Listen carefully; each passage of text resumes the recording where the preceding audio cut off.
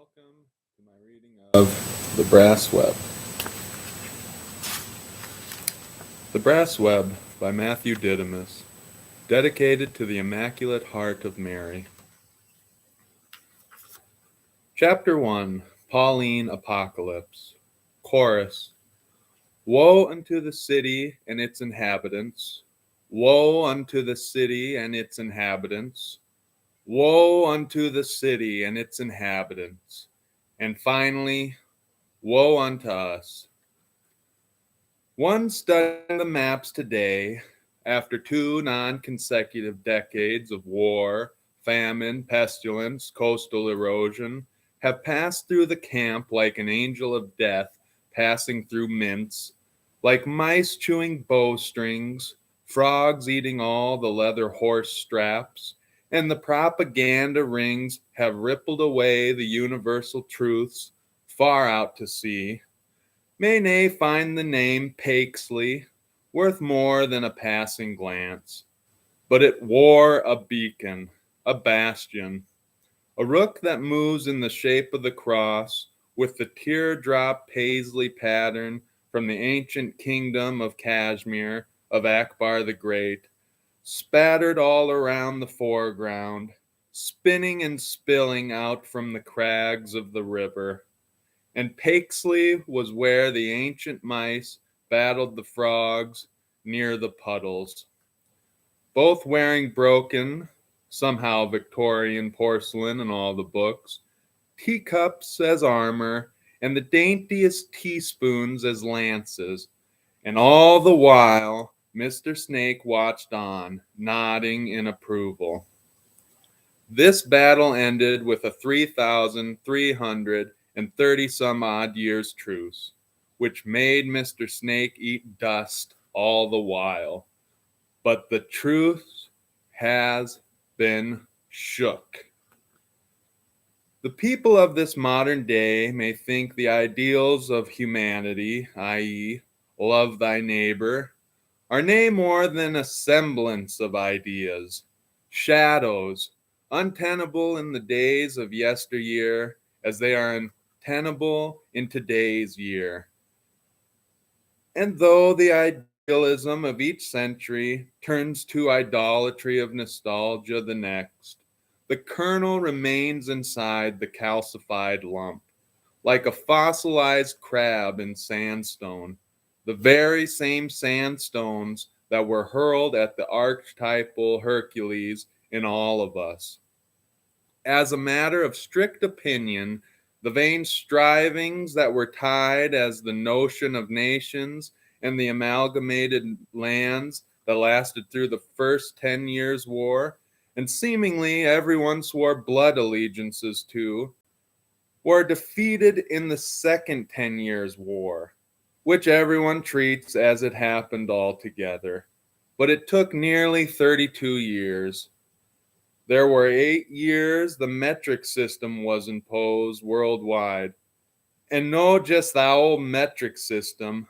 Those 8 years were out of a 10-month year.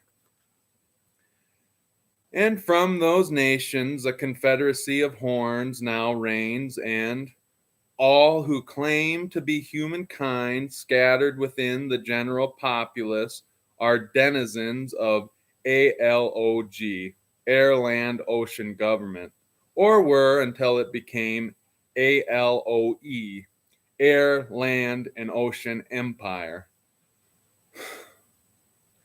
And those in charge acted like all the world was nostalgic for war, when it really was nostalgic for something untenable.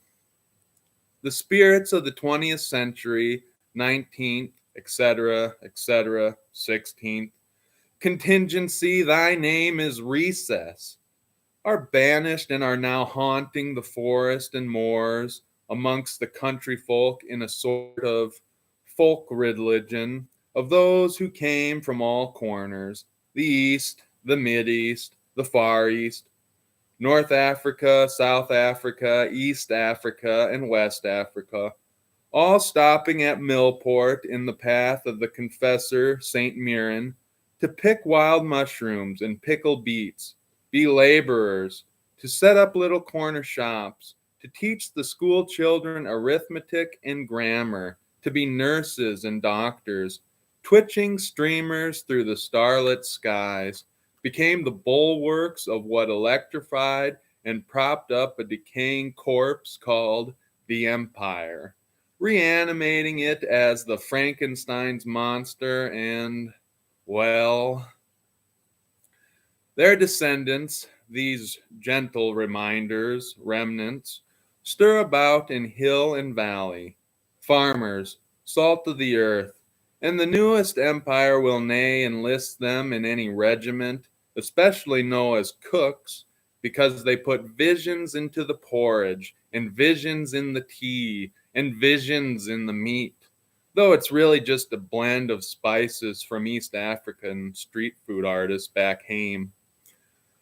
There are also those that likely descend somewheres from the Scandinavian region, thousands of years ago, most with spotted hitchhikers' thumbs, before all the ice melted and the land rose to the skies, and the seraphs broke from the mirrors of ice. But that was all in the last book, and there is no need to exhaust here all the details. The Scandinavians always thought this land was either different and no bad, or no indifferent and good from their homeland. A third, the inhabitants of a great lost island to the east that, shipwrecked, tried to make the mainland, but finding an island were complacent, and every Sunday they preached about constancy. And then there were the pure painted ones. Aye, you ken 'em if you see 'em. The old languages are nearly gone, wiped out by the fellow whites. The culture was commercialized, then Americanized. Then there was nae anything left after that. Aye, lads. The clothes are misworn, and the food, well, the food has been gone since 1947, when India went for independence and Pakesley got its first start at food from Pakistan, and for the better. The late 1990s saw the first waves of gentrification. This was the backwash of the unnameable years, and, well, it does nae matter anymore. But it lost the last Arkwrights on St. Andrew's Cross Street, it did. I used to pop in when I was arriving via Arnold Street. The state of the Catholic Church has been knocked around for quite some time, but the Irish came to save it, and then the Polish, and finally the Africans came with the Black Madonna and dug into the good earth deep enough to never be moved. Father Jude of Mary, Helper of Christians, was instrumental in the hearts of many now living upon the braes. He was remembered for his handsome smile, his large black hands, holding the Eucharist as proud as St. Joseph held the infant Christ, and his singing of, O sacrament most holy, O sacrament divine, all praise and all thanksgiving be every moment thine, after the consummation of the Eucharist. But they are ungovernable, the wild, godful people, whereas the governable are godless. Know that they don't have many gods, all of them money, and know that the godful people don't ascribe to the order of altruism. All ships pass on the sea, aye, lads. They just refuse to be captured again. They're free. One has to read up the ancient manuscripts known as the Bible, but the ruler of this world, Mr. Snake, is nae God, is furthest from God, is nae even the measuring rod, lads, but nonetheless is still ruling over anyone who has nae shook him off by looking to the cross or the crescent, symbolically Catholicism and Islam. For these having Mary, the Black Madonna, Queen of Angels and Crusher of Snakeheads, as the perfect example of the eye to God, the Kierkegaardian leap to go about as a hind on the hills, as a witness, an apostle, but blessed even beyond the greatness of Princess Asiya of Egypt, who adopted Moses, for so much more. For she bore the Christ child, and as Jesus said, she was no merely blessed for raising him with her mother's milk, but because she followed God's will. And furthermore, he demonstrated how great a mother she was when he said that she was no merely blessed for being related to him through blood, flesh, and bone, but because she heard his words and did them, as the one who came from God, and that he heard her word and did it, for she was the woman, the new Eve, given her title at the wedding of Cana. Now the two, the crescent and the cross, are one through the Christ, one through the angels.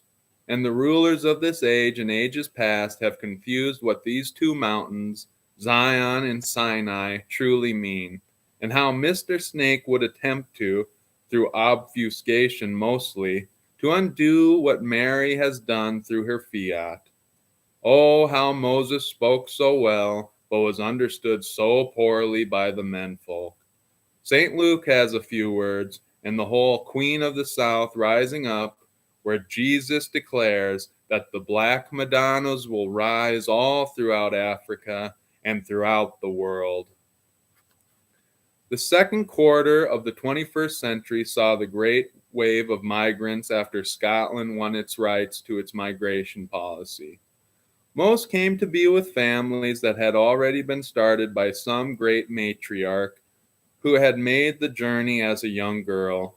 These sojourning mothers came from Great Mother Africa, the Middle East, Bolton, Hinesley, from all corners wearing paisley shawls, as some grand vision that was nae concocted in Victorian myth, but ancient magic, the powers of creation, endowed by the Father Sky for Mother Earth to be the waterfall. Endless creation regenerating through the seasons, the moon and the turtle shell.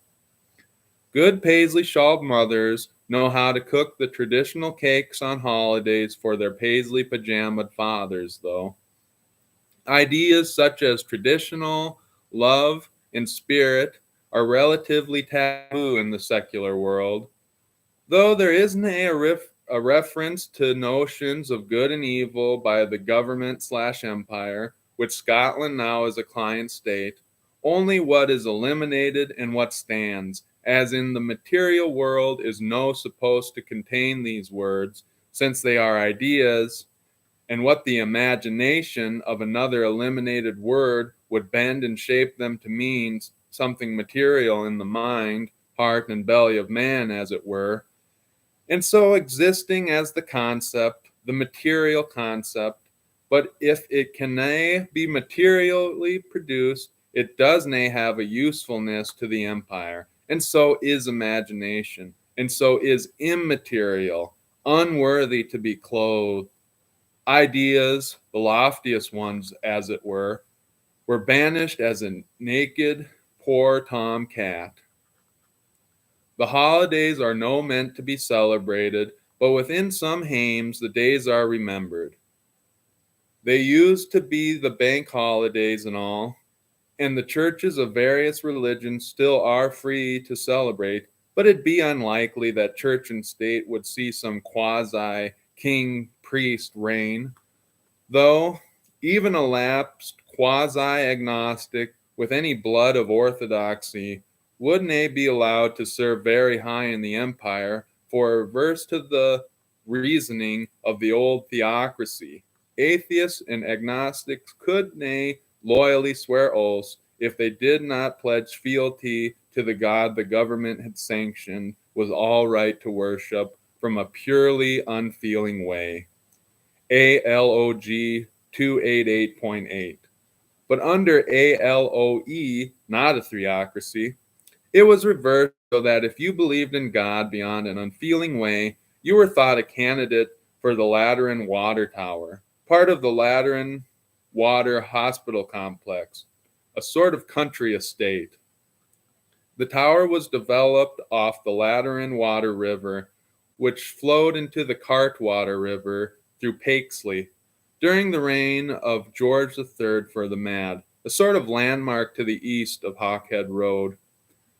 The next sort of landmark were the industrial laundry that sat in the woods of Jenny's Reserve on the west side of the Cart River, where many of the remnants of industry sat. The old iron foundry that in years past roared ablaze on Seething Lane via Seed Hill Road, bedazzling the skyline babies, sat desolate on Desolation Row by the cart, with many the desolation angels going from its large smokestack to the spires of St. Mirren's Cathedral.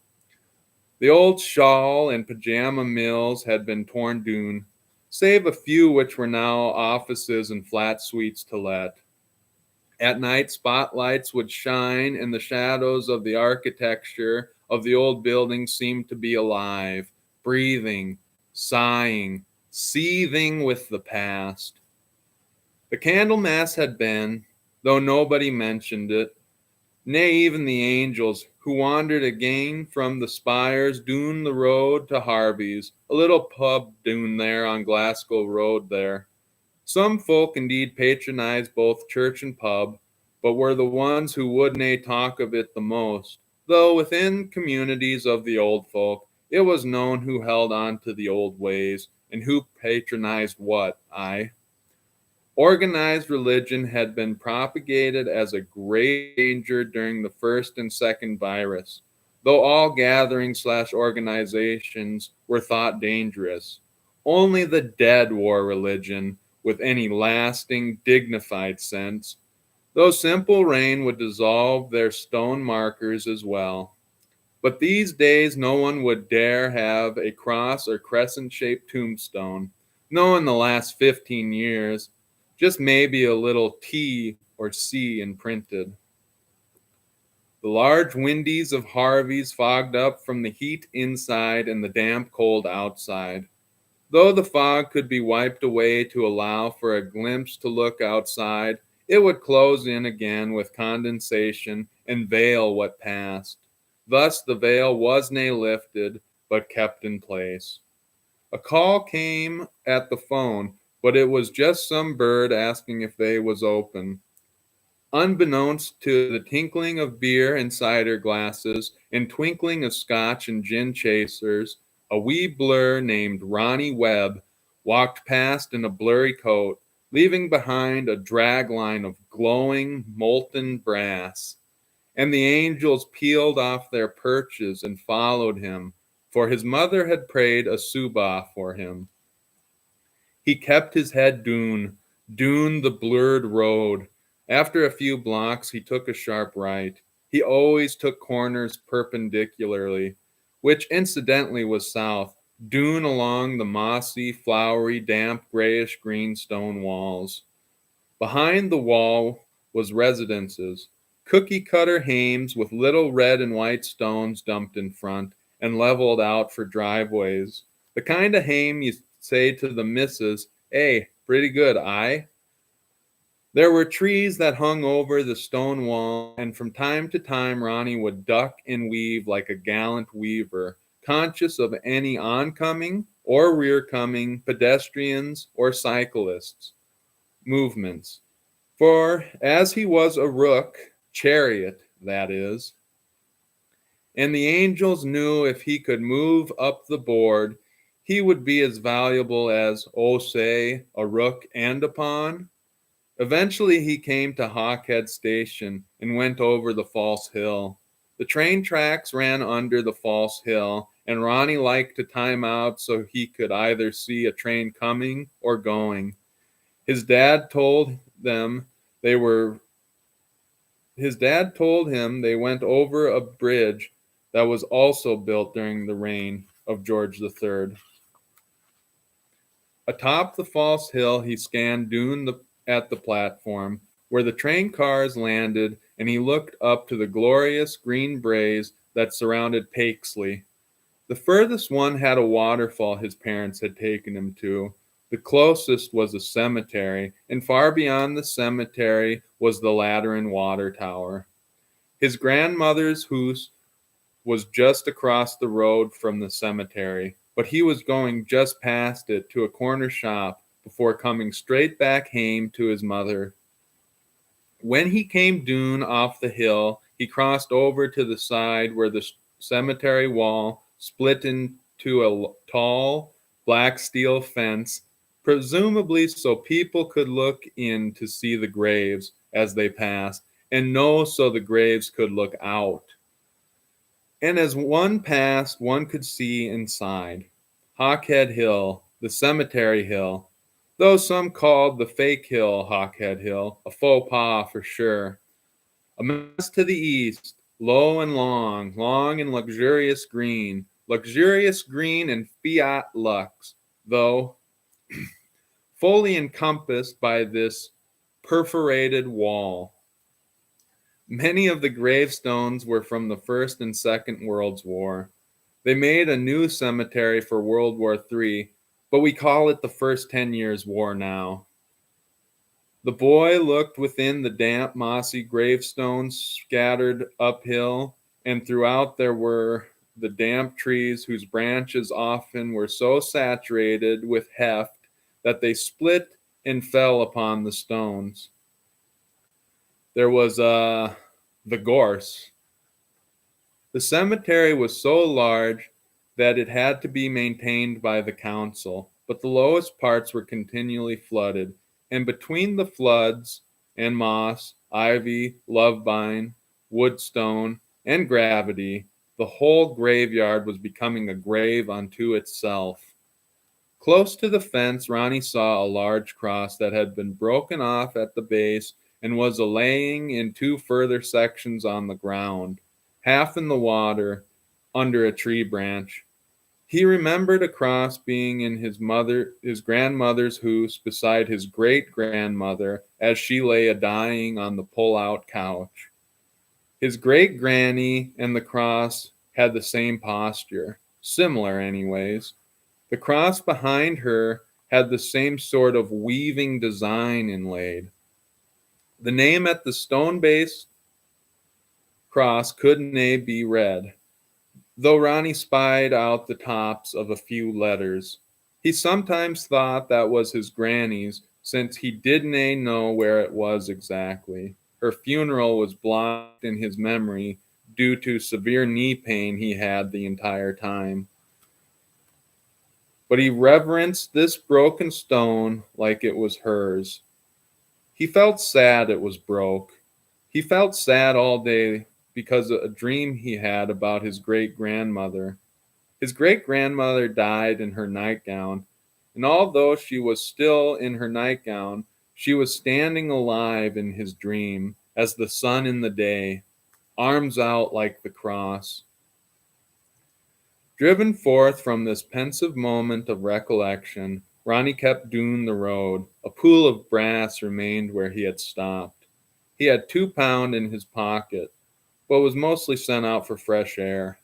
He had stayed hame sick from school, but was sent by his mother with a shopping list of 2 jacket potatoes, eggs, bread and salt, cooking oil, some other scribbles. Ronnie had made the trip before with his mother, and the shop owner was well known to the family, being the uncle of Ronnie's uncle's longtime girlfriend, and for his shop, serving all in the community. The individual and basically the community, state, and everything had ceased by way of collective operation initiative network, which every PM promised for the denizens that they will work hard to achieve each year. But it's just a carrot to increase the GDP, which artificially inflates the value of the coin. And they act like that's a secret to success, but it's a failure, and it's not a secret. So the geniuses who run finance believe if the state allows them to work everyone to death, they'll make some to a lot of money, and it will unburden the state. And if they make everyone miserable by collecting and withholding basic goods, then they'll be able to hoard those goods, which I guess is Machiavellian, but it's just cartoonishly stupid. And they're serious about it, serious to the point that it's a mystery.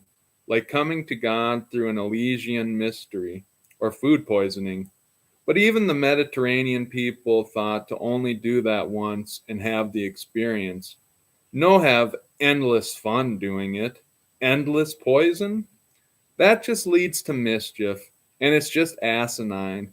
But it's like some sort of religion to them, a mischievous, asinine, poisonous religion of money. The counter argument, which is nay allowed, except as a mischaracterized concept to explain the affirmation of the coin, which became the empire's currency, which sort of had its progenesis as a mechanism to do away with empires, is that the common good was now controlled by radical individualism, and so any good was temporal but stained, and that stain would remain only so long as it was given office, which was somehow thought to be a weapon of those who were nay in power and never gained any power by their radical individualism. So, as many arguments are but sands, and so as one tries to sort them out, they shift and sift into the winds, losing all. Ronnie had a faint idea that the man who ran the shop was his relative in some way. There is no ownership, there is no property, but as it is, the people were allowed to keep things tidy for the ALOE and run the various shops and businesses still necessary. The shop was on the corner and had a large sign that said Ptolemy's Store. Through the floppy brass-plated door, a brass bell ring out upon his entrance, ring. Upon his entrance, ring, oh, the incessant ringing of that hideous bell. A man with a little yellow mustache and a big yellow coat came out from the back of the yellow building. Well, yellow and some brown. The fluorescent light showed all the places water had leaked through the ceiling, duned the walls in the past 50 years.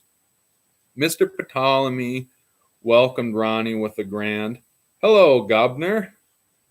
Ronnie was familiar with the shopkeeper's mannerisms, but they made him feel awkward, as he could nay relate to any adult, and certainly was usually never addressed as Gobner or son, or even by his name by anyone outside his family, except for attendants, which he did nay hear today. So he did carry this vague idea Mr. Ptolemy was his uncle. "Hello, I have things to pick up for Mum." Ronnie tried to hand the money over with the list, but the shopkeeper turned his back. Ronnie tried to wiggle for him to spend a pence or 2p on something personal, but he was eyeing the cheapest candies in anticipation nonetheless. All the more, even. "Oh, aye," she rang, "and I have the things for you." He shuffled the grocer's shuffle behind the counter with a few things he had taken the liberty to gather for the lad. The boy stood afar. "Well, come here to the register. Have ye the money?" "The many what?" Mr. Ptolemy laughed a hearty laugh. "No, boy, the money. Have you the money?" "What's it cost?" the boy said, walking forward, looking at the candy. "Let's see as I ring it up. 2 packs of jacket potatoes, 4 pounds, eggs, 1.19, oil, 1.90. Mother gave me a 2-pounder. Oh, she must only need half a dozen eggs and just 2 individual potatoes." Ronnie looked blankly. "Just there, laddie. The half a dozen, the small one. 'Alf of one, 6 of the other. Aye, aye." The lad turned where the shopkeeper pointed and grabbed a small one. "Aye, aye. All right, so these at 40p and 40p, 22p and 90p and bread. I'm sorry, but it's still short. You need 10p, Ronnie.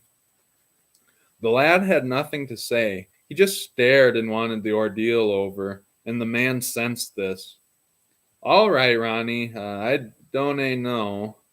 He looked with a seller's fluster and rubbed his hands together like someone trying to keep warm. But just then a spark flashed across his eyes. Would you do something for me? Could you deliver something for me on your way back home?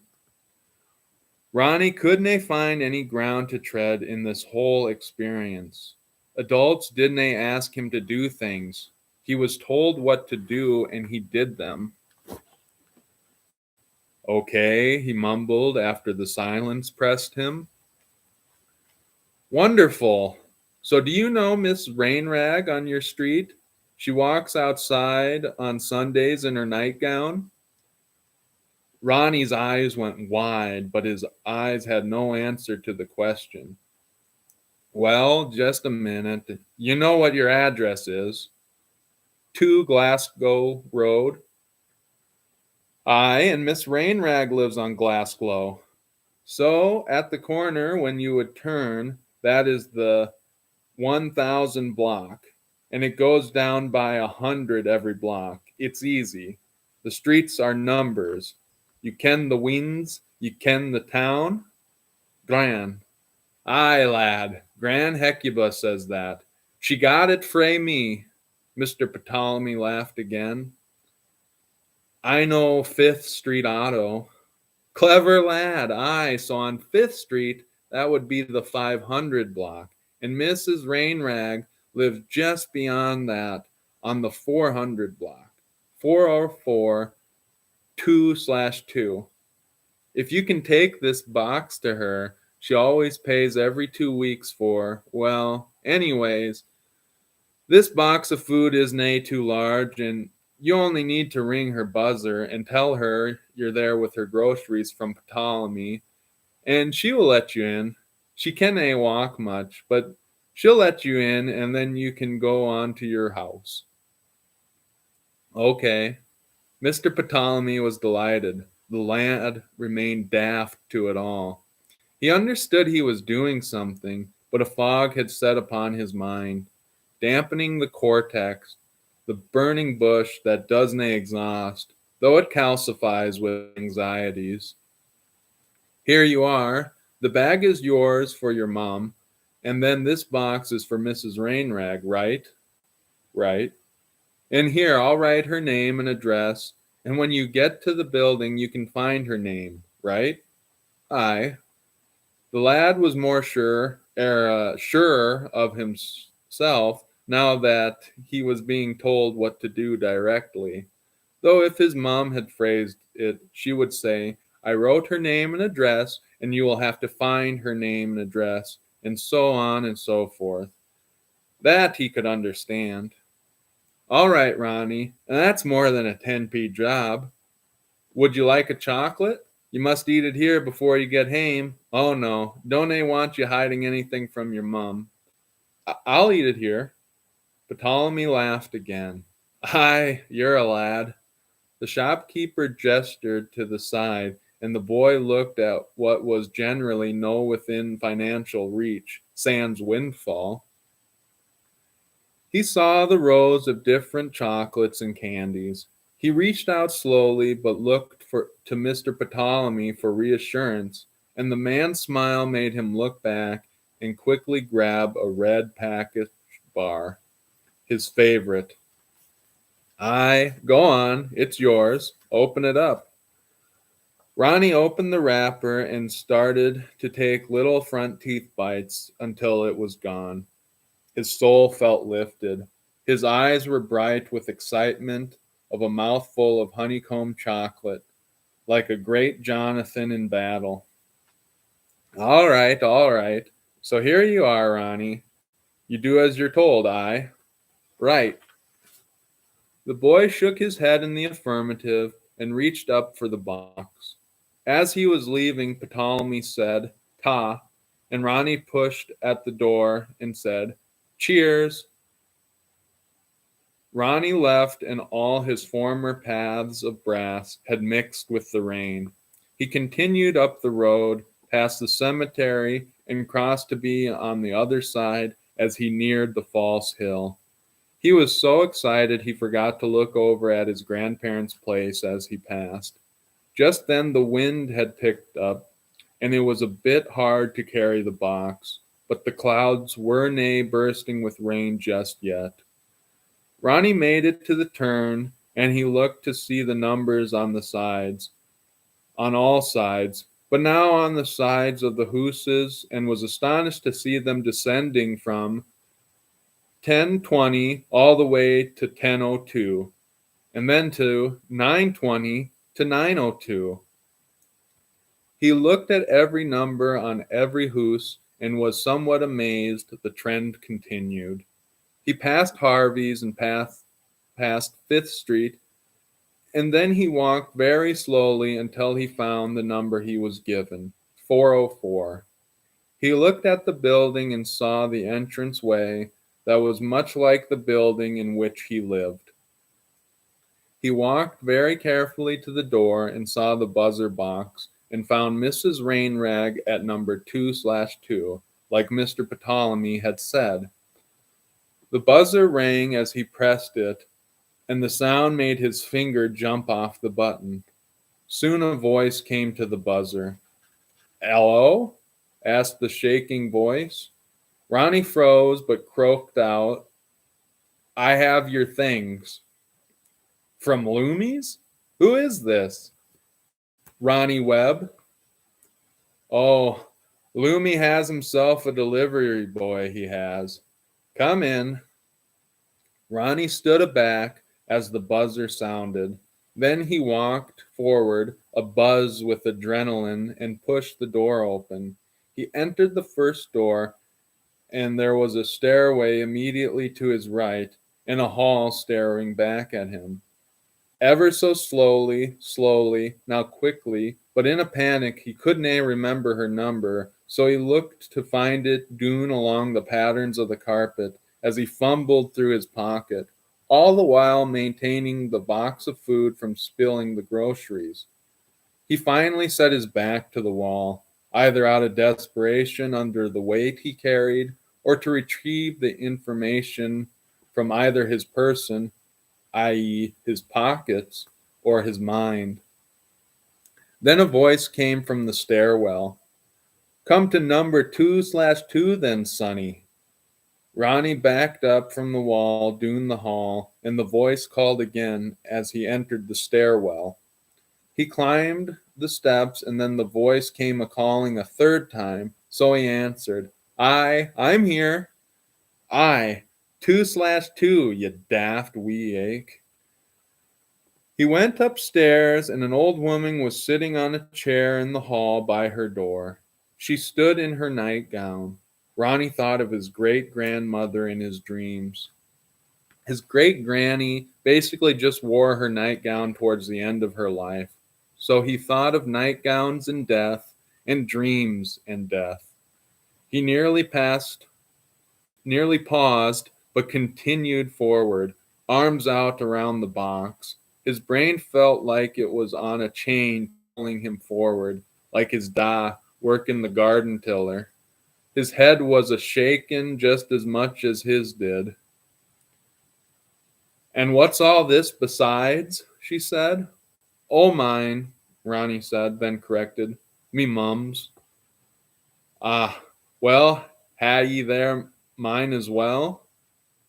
"Bring it to the table, will ye?" Ronnie went inside, barely scraping by her nightgown, and rushed to the table. He grabbed his mum's grocery bag and stared at the door, and Mrs. Rainrag looked back at him. "So, you're that professor's son?" "Aye." "You stand as wobbly-kneed as he used to," she said, digging around. "I know your grandmum, you know. Been in Pakesley since we were your age. We stay there Sundays. Aye, like I don't know ye. And don't go around telling people everything about yourself. Your da had the sense to make up names the first few times he met people. And people don't need to know who your folks are either. Just say your da is waiting in the car downstairs. Ronnie didn't know that, but he thought it was strange now to be having a change of words, an exchange, like a sea of change, a sea of sea changes. Cue chorus of hot boys, frogs, and mice. He started walking back slowly, thinking he could just scrape by again and maybe go completely untouched if he flattened himself against her wall, the way mice flatten themselves to go under doors. He checked the door as well. Nay, he'd ne'er fit. Near her, his shoulder blades were skimming the wall as his reverent eyes went up from hers, dune to the floor.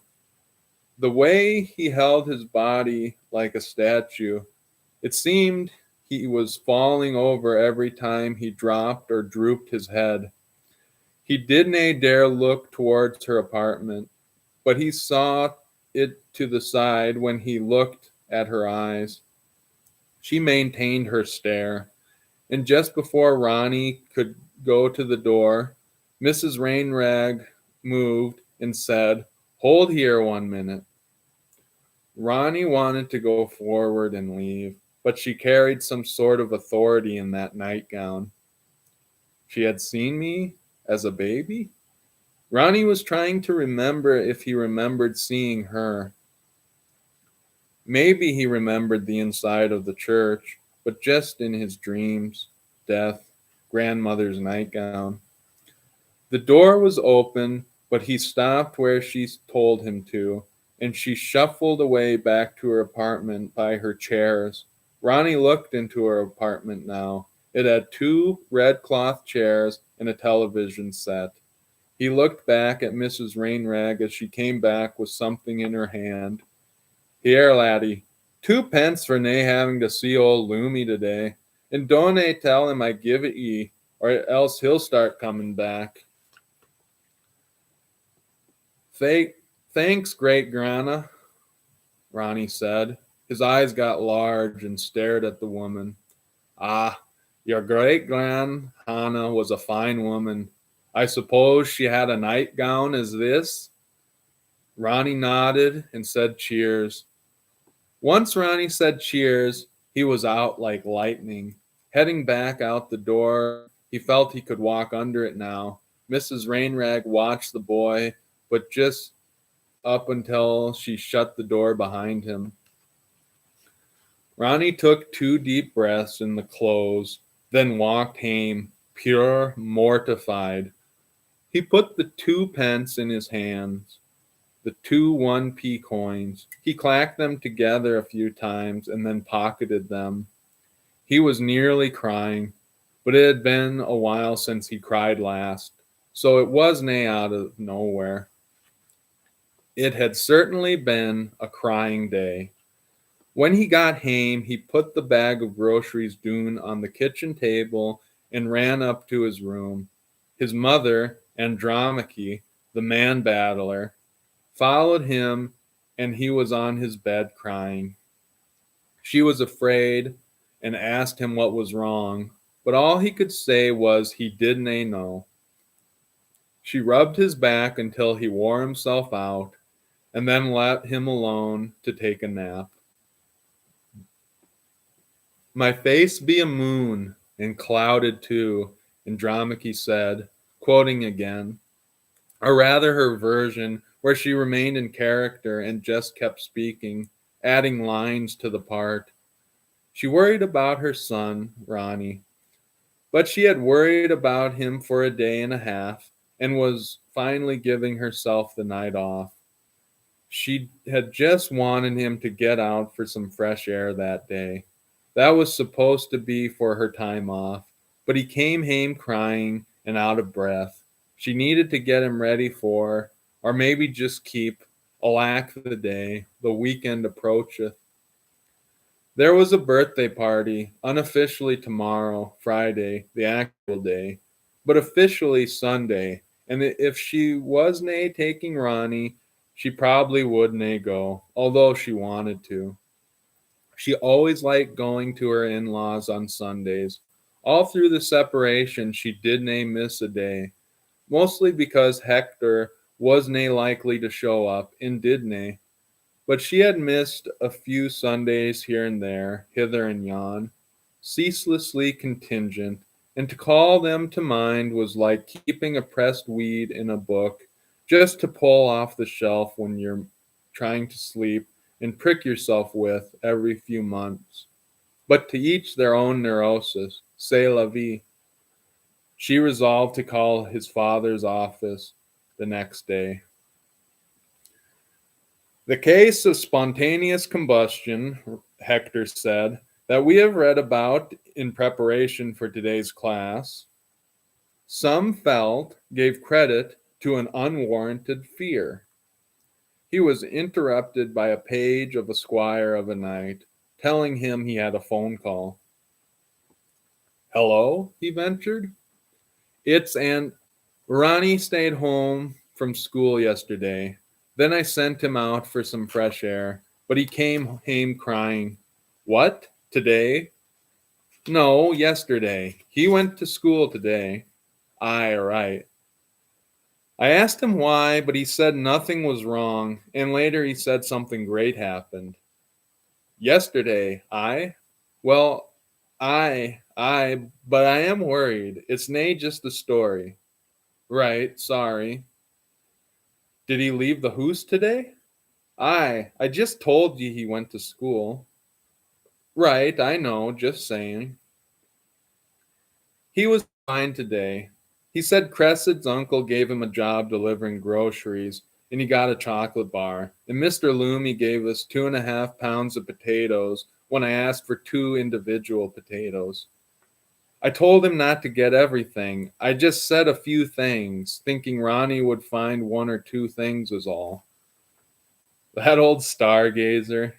He always gave Mom discount on food too, but ne'er gave me anything for delivering groceries, and he tried to pinch my tips too. He did? He did. They both paused. They usually did nae dip into their old banter. The game was to continue saying just, he did, in different forms. It was there, but both just welcomed its presence and did nae continue. When did you and Troy start? I started with Uriah, then Troy started. That's how he started with meeting Cressid. I think I was 7 or 8. How old? Yeah, he's the same age I was when I started. Andromache burst but stopped. She was trying her best nae to laugh at Hector, almost flat out asking her how old their son was. He made 2 pence.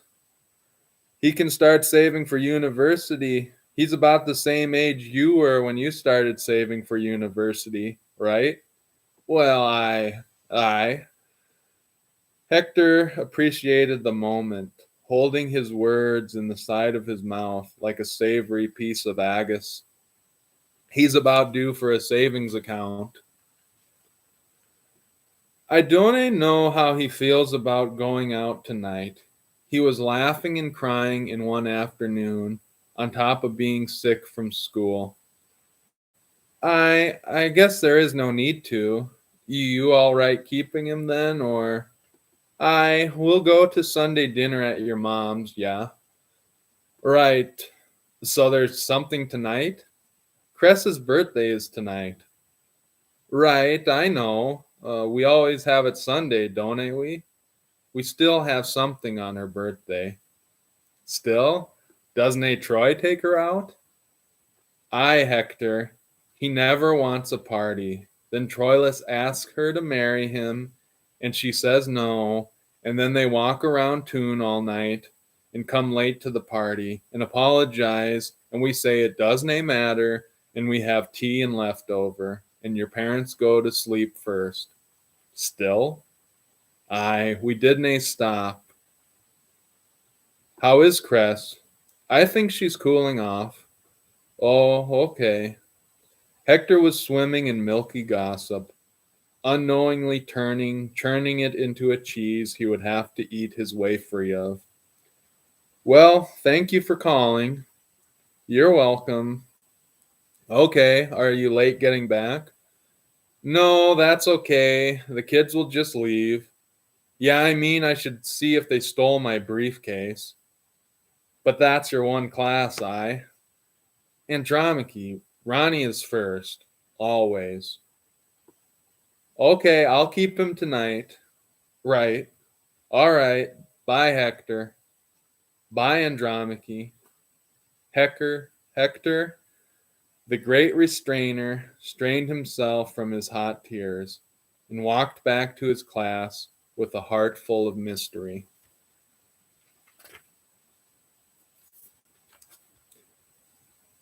Chapter 2, earlier.